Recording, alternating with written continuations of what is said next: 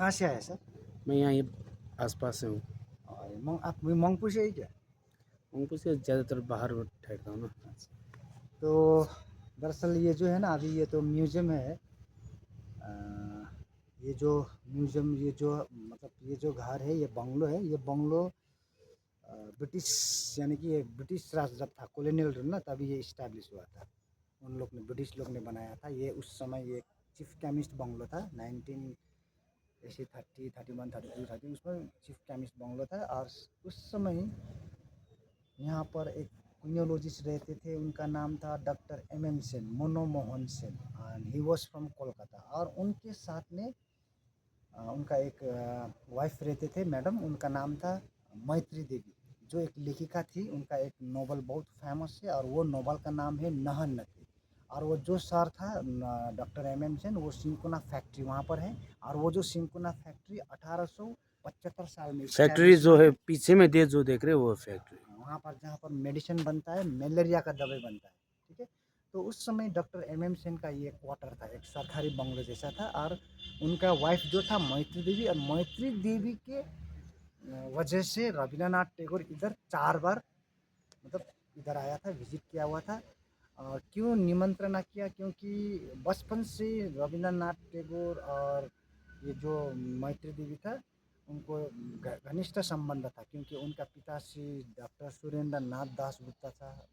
सुरेंद्र नाथ दास गुप्ता जो था, वो एक प्रोफेसर ऑफ फिलोसफी था। और रविंद्रनाथ टैगोर का फैमिली और वो जो सुरेंद्र नाथ टैगोर का फैमिली में गहरा संबंध था। इसीलिए उनका जो बेटी था मैत्री देवी, उसी की वजह से इनविटेशन, मतलब इनवाइट किया हुआ था। और वही इनविटेशन, मतलब इनविटेशन स्वीकार करके 4 बार इधर आया था। 1938, 1939 और 1940। और 1940 में शेष बार आया था। यानी कि उनका जो जीवन का ना अंतिम क्षण, मतलब समय पे इधर 4 बार विजिट किया था। और जब इधर लास्ट विजिट कौन से? 1940 में, 40 में। 1938 में एक बार आया था, 1939 में 2 बार आया था, और 1940 में लास्ट। और 1940 में उनका जीवन का अंतिम उनका बर्थडे सेलिब्रेशन, 25 वैशाख बोलता है बंगला में। उनका जो जन्म बर्थडे सेलिब्रेशन इधर ही सेलिब्रेट किया हुआ था। और इधर ही उसने एक कविता भी इस रचना बंगलों की में थी। किया था ना। इधर ही, मतलब उसी बंगलों में अंदर किया था। और उस समय एक कविता रचना किया हुआ था, बंगला, मतलब वो कविता का नाम, टाइटल है जन्मदिन नामक करके।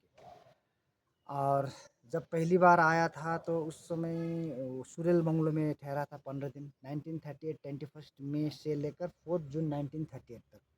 तो उससे आगे पहले कालिम्पोंग में था। कालिम्पोंग से सीधे वो, मतलब उस बंगलो में, यह इस बंगलो में नहीं आया था, सीधे उनको वो सुरेल बंगलो में 15 दिन के लिए उधर ठहरा था। और उसी बंगलो में कविता मतलब दो कविता रचना किया हुआ था। वो कविता का नाम था मंगपू पहाड़े और कैमिलिया। वो कैमिलिया जैक फूल फूल होता है, जो रविंद्रनाथ टैगोर का फेवरेट फ्लावर, एक गुलाब जैसा होता है, उस विषय में।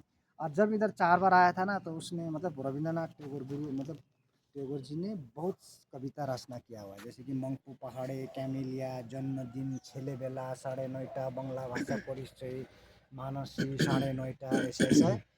तो गुरुदेव का ये जगह है ना, बहुत पसंद आया था उनको। जब 1940 से यहाँ से, जब 25 से, यानी कि उनका बर्थडे सेलिब्रेशन मना मना वो ख़त्म होने के बाद यहाँ जब छोड़कर चला गया था, तभी उनको एक फिर इच्छा था कि फिर मैं पंचम बार, 5th टाइम आऊँगा करके। लेकिन 5th टाइम नहीं आ पाया, क्योंकि 1941 में